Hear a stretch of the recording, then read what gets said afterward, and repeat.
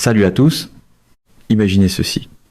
L'une des voies maritimes les plus stratégiquement cruciales de la planète, une mince bande d'océan d'à peine 20 et 1 mille de large à son point le plus étroit, est effectivement fermée. 20% du commerce pétrolier maritime mondial disparu, des pétroliers immobilisés, des coûts d'assurance qui explosent, des prix de l'essence qui grimpent chaque jour. Et d'un côté de ce point d'étranglement se trouve la marine des États-Unis, prête à agir, bloquant chaque navire qui tente d'entrer dans les ports iraniens ou d'en sortir. De l'autre côté, un régime qui a bâti tout son levier de politique étrangère autour du contrôle de ce détroit se retrouve maintenant à court de temps, à court d'argent et à court d'options. Voilà à quoi ressemble une véritable pression géopolitique et en ce moment nous la voyons se déployer en temps réel. L'Iran a annoncé qu'il ouvrait le détroit d'Ormuz. Il signale une volonté de renoncer à l'uranium enrichi.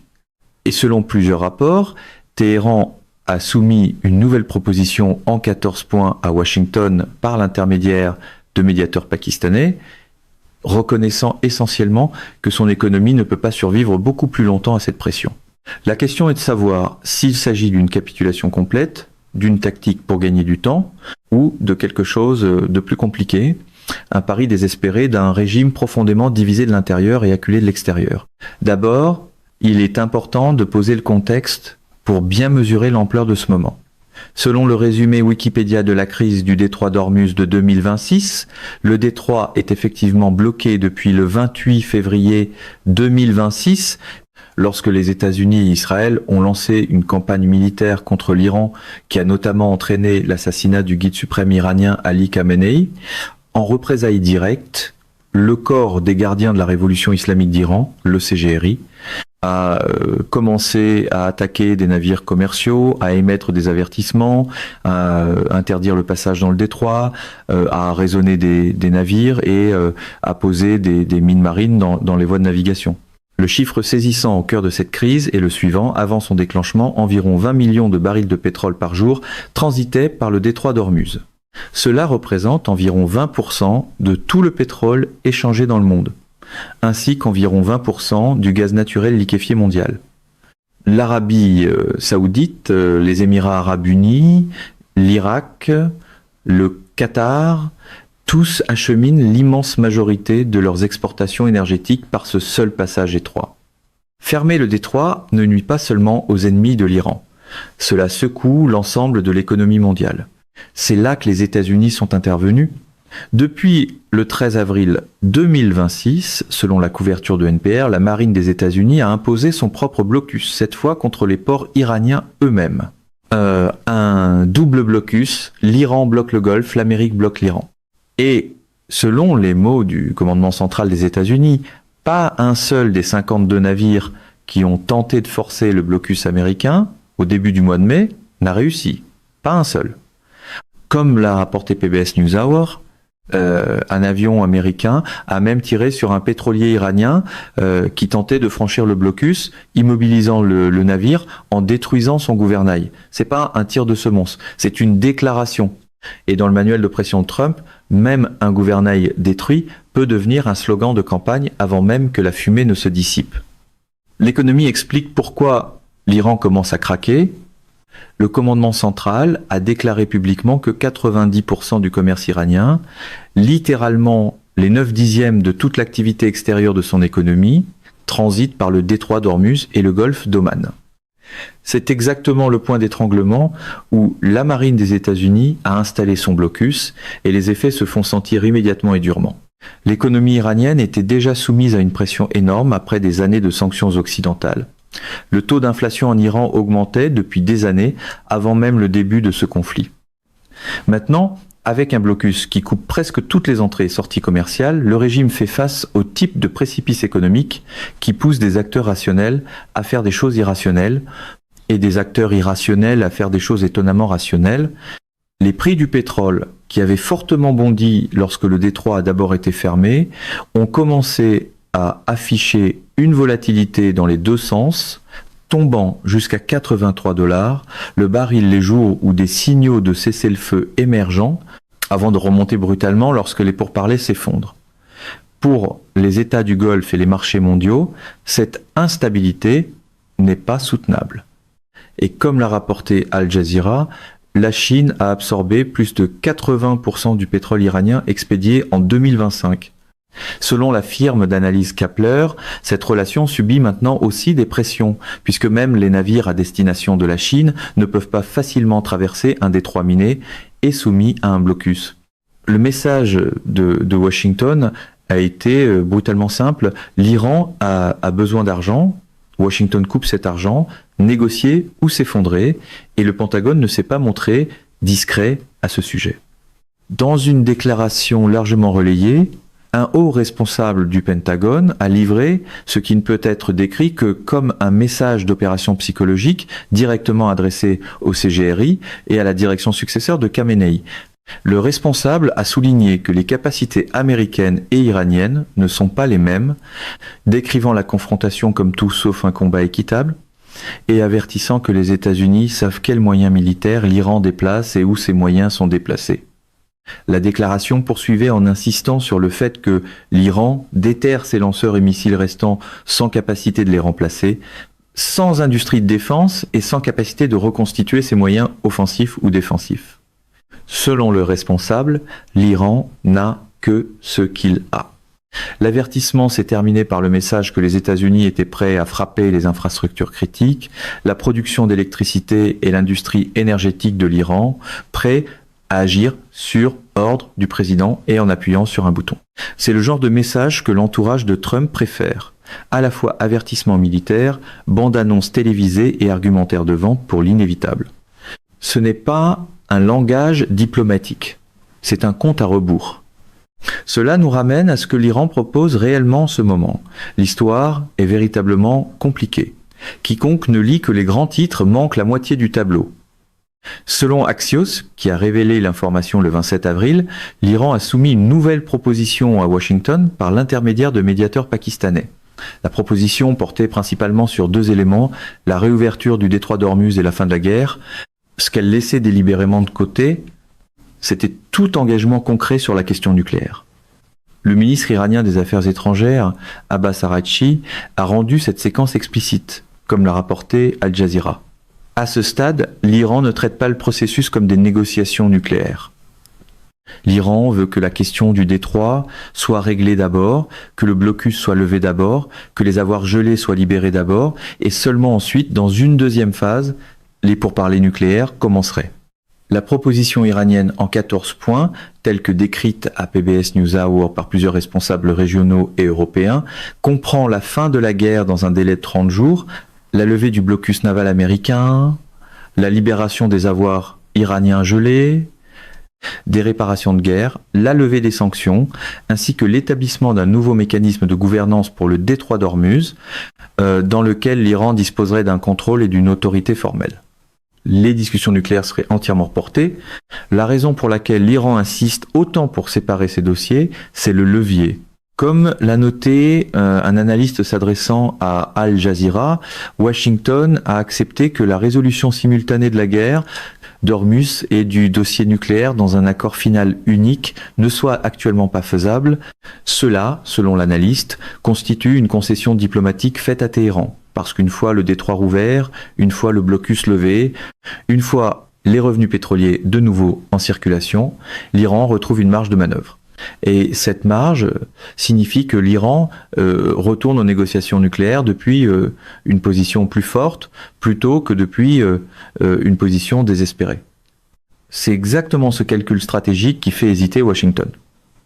C'est la partie embarrassante de la pression maximale. Si l'autre camp survit assez longtemps pour négocier, le tour d'honneur a soudainement besoin d'une note en bas de page.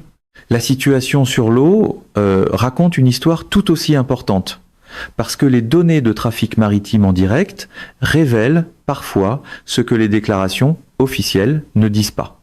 Comme l'a rapporté la transcription originale de l'émission, même avant les annonces formelles, des navires étaient déjà en mouvement. Un navire grec transportant environ 2 millions de barils de pétrole brut a traversé le détroit avec son transpondeur AIS désactivé. Mais d'après sa route, Il semble avoir emprunté le chenal central standard plutôt que l'itinéraire désigné par le CGRI derrière les îles iraniennes. Séparément, un navire de croisière parti du port de Dubaï a traversé le détroit en utilisant la voie commerciale normale avec son AIS pleinement activé avant toute déclaration officielle d'ouverture. Cela signifie que l'application physique du blocus iranien avait déjà commencé à se fissurer avant que les annonces politiques ne rattrapent la réalité. Puis est arrivé le 18 avril. Selon le résumé Wikipédia de la crise du détroit d'Ormuz de 2026, l'Iran a officiellement refermé le détroit après avoir accusé les États-Unis de violation du cessez-le-feu. Le même jour, 2 navires battant pavillon indien ont été visés par des tirs de vedettes iraniennes. Un porte-conteneur a été frappé par une attaque à la roquette au large des côtes d'Oman.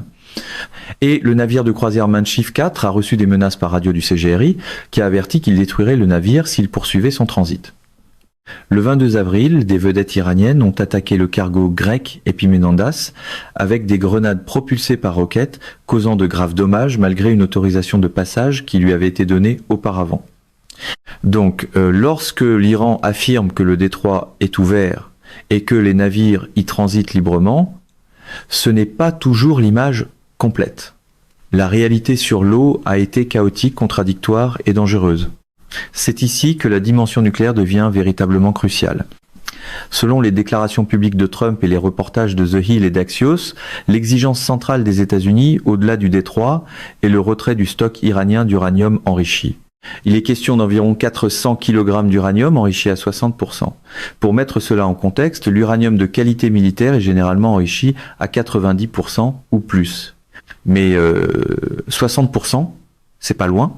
Avec les bonnes cascades de centrifugeuses et suffisamment de temps, selon des estimations allant de quelques semaines à quelques mois, un acteur étatique possédant les connaissances techniques de l'Iran pourrait porter ce matériau au niveau militaire et commencer à fabriquer un dispositif. En plus du stock enrichi à 60%, l'Iran détient aussi d'autres quantités enrichies à des niveaux plus faibles, 30%, 40%, 50%.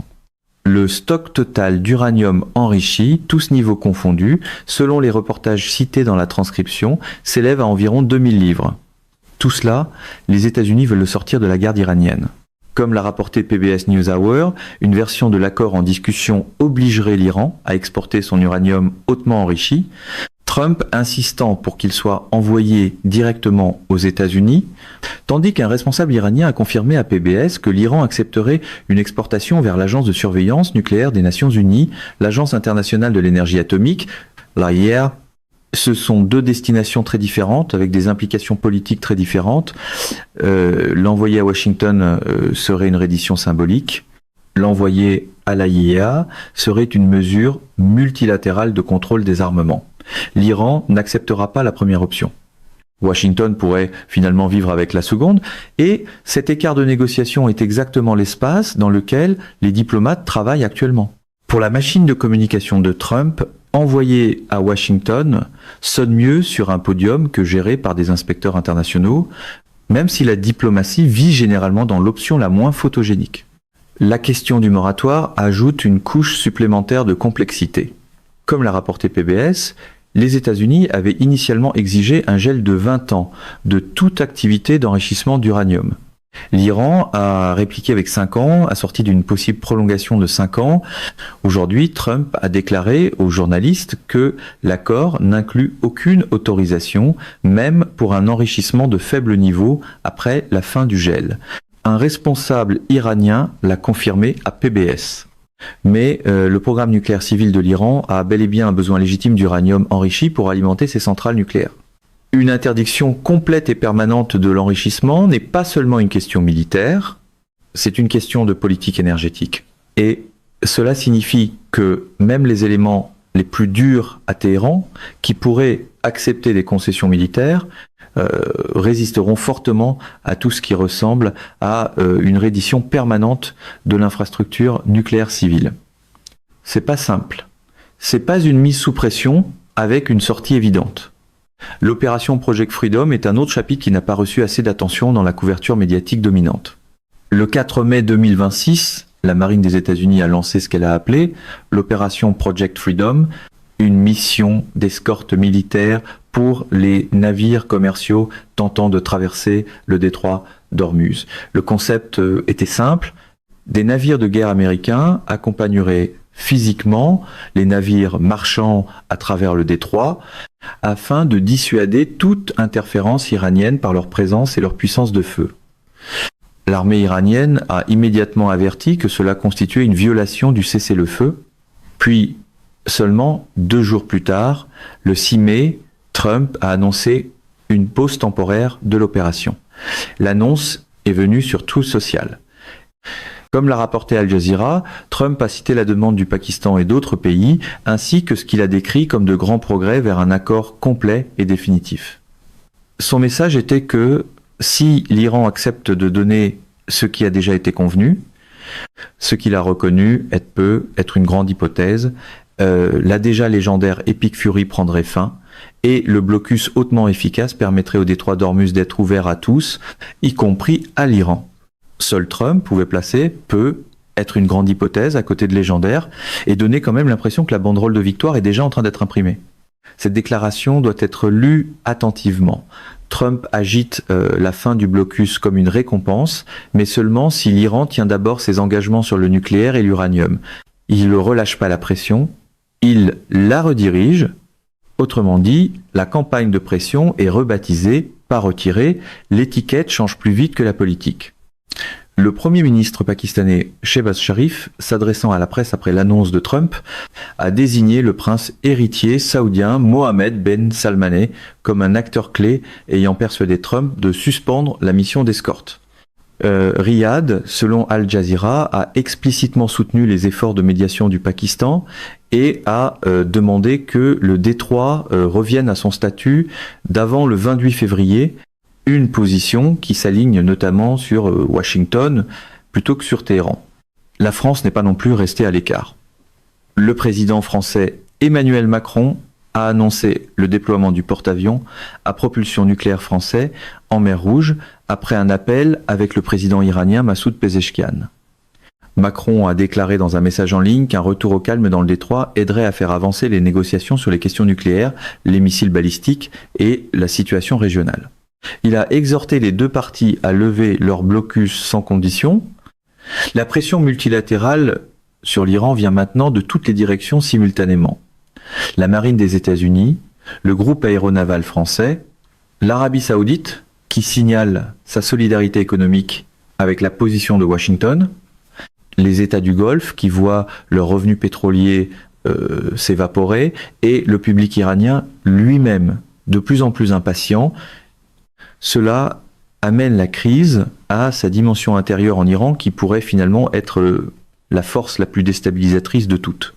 L'annonce selon laquelle le détroit d'Ormuz était ouvert, même partiellement, même temporairement, a déclenché une réaction furieuse en Iran.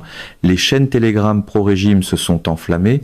Un commentateur, comme l'a documenté la transcription de l'émission, a dit qu'il était tellement humilié qu'il voulait mourir. Un autre a demandé ce que signifiait le martyre du guide suprême et de dizaines de hauts commandants si l'Iran allait simplement rouvrir le détroit, et quel avait été le sens de toutes ces morts.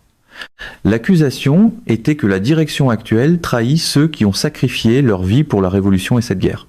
Ce n'est pas un sentiment marginal, c'est la base même de la structure de soutien du régime qui exprime une profonde désillusion. L'agence de presse iranienne affiliée à l'État, Fars News, qui entretient des liens étroits avec le CGRI, a publié une couverture critique des communications du ministre des Affaires étrangères Araghchi sur l'ouverture du détroit. Le Parlement iranien s'est également montré très vocal, comme l'ont rapporté plusieurs médias, y compris le résumé Wikipédia des négociations Iran-États-Unis. Le président du Parlement iranien, Mohammad Bagher Ghalibaf, a explicitement déclaré que l'Iran ne céderait pas à ce qu'il a qualifié de conditions de reddition de Washington. Et Ebrahim Rezaei, le porte-parole de la Commission de sécurité nationale du Parlement, a dit que l'Iran n'accepterait pas de prolonger un cessez-le-feu s'il n'incluait pas le contrôle iranien du détroit d'Ormuz. La direction iranienne ne parle pas d'une seule voix, et c'est précisément ce qui rend cette négociation si imprévisible. Araghchi lui-même, selon Axios, a reconnu auprès des médiateurs pakistanais, égyptiens, turcs et qatari lors de ces rencontres de la fin de semaine qu'il n'y avait, selon ses propres mots, aucun consensus au sein de la direction iranienne sur la manière de répondre aux exigences américaines. Le régime est divisé. Les pragmatiques autour d'Araghchi voient l'écriture économique sur le mur et veulent un accord. Les éléments les plus durs, surtout au sein du CGRI, voient toute concession comme une trahison existentielle, le genre de choses qui fait purger des commandants. Ou pire, cette division interne est sans doute la plus grande vulnérabilité de l'Iran en ce moment. Ce ne sont pas ses installations de missiles bombardés, ni ses moyens navals affaiblis, mais les lignes de fracture qui traversent son propre appareil décisionnel. Le tableau stratégique dépasse largement la crise actuelle. Même si l'Iran et les États-Unis concluent un accord demain, même si le détroit s'ouvre, que le blocus est levé et que l'uranium est expédié, les États du Golfe ont déjà retenu une leçon qu'ils n'oublieront pas. L'Iran a montré, de la manière la plus brutale possible, qu'il était prêt à utiliser le détroit comme une arme économique contre des pays qui n'ont aucun différend direct avec Téhéran. Les Émirats arabes unis, Bahreïn, le Qatar, le Koweït, aucun d'entre eux n'a déclenché cette guerre. Tous ont vu leurs revenus pétroliers perturbés par le blocus iranien. Et donc, comme l'a noté la transcription originale et comme le confirment les reportages régionaux, la réponse à long terme est déjà en cours. L'Arabie saoudite accélère l'utilisation de son oléoduc Est-Ouest qui transporte le pétrole de ses champs orientaux à travers le royaume jusqu'au port de Yanbu sur la mer Rouge en contournant entièrement le détroit d'Ormuz. Les Émirats arabes unis ont élargi leur oléoduc vers Fujairah sur le golfe d'Oman, contournant là encore le détroit. L'Irak a mené des discussions sur un oléoduc qui pourrait acheminer le pétrole directement vers l'Europe sans transiter du tout par le golfe Persique. Ce ne sont pas des solutions rapides, les infrastructures d'oléoducs prennent des années et des milliards de dollars à construire, mais la volonté politique de les bâtir n'a jamais été aussi forte. Chaque jour où le détroit demeure un ballon politique géopolitique devient un jour de plus pour justifier les investissements dans des routes alternatives. Et chaque oléoduc qui entre en service au cours des 5 prochaines années réduit de façon permanente le levier de l'Iran sur les marchés mondiaux de l'énergie. L'Iran le sait et c'est en partie pourquoi la pression pour conclure un accord du côté iranien comme du côté américain est plus urgente que ne le laisse croire la posture publique. Voilà la partie qu'aucune formule de salle de presse ne peut masquer. Un levier utilisé trop bruyamment peut apprendre à tous les autres à vivre sans lui. La question des avoirs gelés doit aussi être remise dans son contexte, parce que l'argent n'est pas un détail mineur. C'est potentiellement la bouée de sauvetage de l'accord. Selon les reportages d'Axios et de The Hill, une version de l'accord en discussion prévoit que les États-Unis libèrent environ 20 milliards de dollars d'avoirs iraniens gelés. Pour être clair, ce n'est pas l'argent des contribuables américains. Ce sont des fonds iraniens qui ont été gelés dans le cadre des sanctions. De l'argent qui appartient techniquement à l'Iran, mais qui est inaccessible depuis des années. En échange, l'Iran remettrait son stock d'uranium enrichi, tout niveau confondu, et s'engagerait à un moratoire sur tout enrichissement futur. Trump, cependant, a déclaré publiquement, ou lors d'un appel avec Bloomberg, que les États-Unis ne donneraient aucun argent à l'Iran. Ni fonds des contribuables américains, ni avoirs iraniens gelés. Pourtant, les reportages de plusieurs médias suggèrent que la libération des avoirs gelés reste sur la table sous une forme ou une autre, possiblement reformulée comme un allègement des sanctions plutôt que comme un transfert direct. La distinction peut être surtout sémantique, mais en diplomatie, la sémantique peut faire la différence entre un accord et une rupture. C'est là que le slogan rencontre le chiffrier et soudainement, pas d'argent a besoin d'un dictionnaire juridique à ses côtés. La porte-parole de la Maison-Blanche, Olivia Wales, a déclaré à Axios que les États-Unis détiennent les cartes et ne concluront qu'un accord qui place le peuple américain au premier plan sans jamais permettre à l'Iran de posséder une arme nucléaire. Voilà la ligne publique. Ce qui se passe à Islamabad, à Mascate, puis encore à Islamabad, derrière des portes closes, est une autre histoire. Une chose est certaine, l'économie iranienne ne peut pas survivre indéfiniment sous le blocus actuel. L'ancien secrétaire d'État John Kerry, dans une remarque largement relevée, a comparé les négociations actuelles au moment où l'ayatollah Khomeini a accepté de mettre fin à la guerre Iran-Irak. Khomeini lui-même avait appelé cette décision « boire un calice empoisonné ». Ce fut le moment le plus humiliant de l'histoire de la République islamique, et l'Iran pourrait aujourd'hui approcher un moment similaire. Voilà où les choses en sont maintenant. Le porte-parole du ministère pakistanais des Affaires étrangères, Tahir Andrabi, a déclaré à NPR le 6 mai qu'Islamabad était optimiste et qu'il s'attendait à un accord plus tôt que tard. Le porte-parole du ministère iranien des Affaires étrangères, Esmail Baghaei, a confirmé à l'agence de presse iranienne ISNA que le plan et la proposition américains sont toujours à l'étude en Iran et qu'après avoir synthétisé ses points de vue, l'Iran transmettra sa position à la partie pakistanaise. Le président Trump a déclaré à PBS NewsHour le 6 mai qu'il y avait de très bonnes chances que les deux pays soient proches d'un accord. Il a toutefois ajouté qu'il avait déjà ressenti cette confiance auparavant, pour ensuite voir les pourparlers s'enliser. Une très bonne chance, dans le vocabulaire de Trump, peut parfois signifier un accord, un délai, ou un titre à la recherche d'une piste d'atterrissage. Le cadre qui prend forme, tel que décrit par plusieurs hauts responsables à PBS NewsHour, repose sur une approche en deux phases. Première phase, l'Iran lève son blocus du détroit. Les États-Unis lèvent leur blocus des ports iraniens. Toutes les parties déclarent la fin de la guerre, y compris le Hezbollah et Israël, et le détroit rouvre aussi rapidement que possible. Deuxième phase, gel nucléaire pour une période convenue, exportation des stocks d'uranium enrichi et cadre de normalisation à long terme. Les points de blocage restants sont importants, mais pas insurmontables. Les questions clés sont la durée du gel de l'enrichissement, l'identité de l'acteur qui prendra possession de l'uranium exporté, la possibilité pour l'Iran de récupérer ses avoirs gelés, ce qui arrivera au Liban, et quelle garantie l'Iran aura qu'après avoir abandonné son levier nucléaire, les États-Unis ne réimposeront pas simplement des sanctions à volonté. Ce ne sont pas des questions rhétoriques. Ce sont les véritables éléments sur la table de négociation en ce moment. Pour le tableau d'ensemble, il y a 3 scénarios, parce qu'une analyse honnête exige de reconnaître qu'il existe une véritable incertitude ici.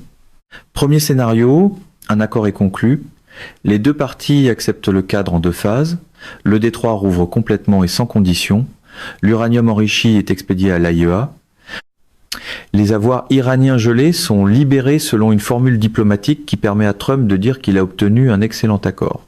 La guerre prend effectivement fin, les marchés pétroliers se stabilisent, c'est le meilleur scénario. Et au 7 mai 2026, il est plus probable qu'il ne l'était il y a un mois. Et naturellement, si cela se produit, les documents seront multilatéraux, mais le discours de victoire arrivera probablement à la première personne du singulier. Deuxième scénario. Les pourparlers s'effondrent, mais aucun des deux camps ne bascule vers une guerre totale. L'Iran maintient un blocus partiel en utilisant des routes coordonnées par le CGRI. Les États-Unis maintiennent leur blocus portuaire. La douleur économique se poursuit pendant des mois jusqu'à ce que l'un des deux camps cède. C'est le scénario dur, lent et pénible. Celui qui inflige les dommages cumulatifs les plus importants à l'économie mondiale et aux Iraniens ordinaires, qui n'ont rien à voir avec les décisions de leur gouvernement. Troisième scénario, un événement perturbateur fait tout dérailler. Une frappe israélienne sur un site que l'Iran considère comme une ligne rouge. Une attaque du CGRI qui tue des marins américains. Une tentative de coup d'État interne à Téhéran qui remplace les pragmatiques par des éléments plus durs. Dans ce scénario, l'architecture diplomatique patiemment construite par le Pakistan, le Qatar, la Turquie et Oman s'effondre du jour au lendemain et nous revenons à une confrontation militaire active. À l'heure actuelle, le premier et le deuxième scénario restent tous deux possibles. Le troisième est celui que tous ceux qui participent aux négociations cherchent désespérément à éviter. Le fond de l'affaire mérite d'être énoncé clairement. Les États-Unis ont, en l'espace d'environ 6 semaines, imposé un blocus naval qui a forcé l'un des régimes les plus enracinés, les plus rigides idéologiquement de la planète à soumettre une proposition en 14 points par l'intermédiaire de médiateurs pakistanais pour demander des conditions. L'Iran, qui a construit pendant des décennies toute sa politique étrangère autour de la menace de fermer le détroit d'Ormuz, demande maintenant comment le rouvrir. Le pays qui affichait des panneaux à Téhéran affirmant que le détroit d'Ormuz restait fermé propose maintenant des mécanismes pour le rouvrir. C'est un changement remarquable. La question de savoir si cela se traduira par un accord durable capable de garder réellement le détroit ouvert, de retirer l'uranium enrichi et de créer un cadre de stabilité à long terme trouvera sa réponse dans les jours et les semaines à venir. On attribue souvent à Napoléon cette phrase selon laquelle, pour gagner une guerre, il faut 3 choses, de l'argent et de l'argent. L'Iran est à court des 3. Et chaque navire que la marine des États-Unis repousse, chaque pétrolier iranien qui ne peut pas bouger, chaque journée où les revenus pétroliers n'arrivent pas, ajoute une pression cumulative sur un régime déjà profondément fracturé. La crise du détroit d'Ormuz n'est pas terminée, mais la trajectoire de ce conflit a changé d'une manière qui aurait été presque inimaginable il y a 8 semaines. Mesdames et messieurs, notre émission d'aujourd'hui s'arrête ici. Nous vous invitons à partager votre avis personnel dans la section des commentaires ci-dessous. Pouvoir, vérité vous salue et vous donne rendez-vous très bientôt.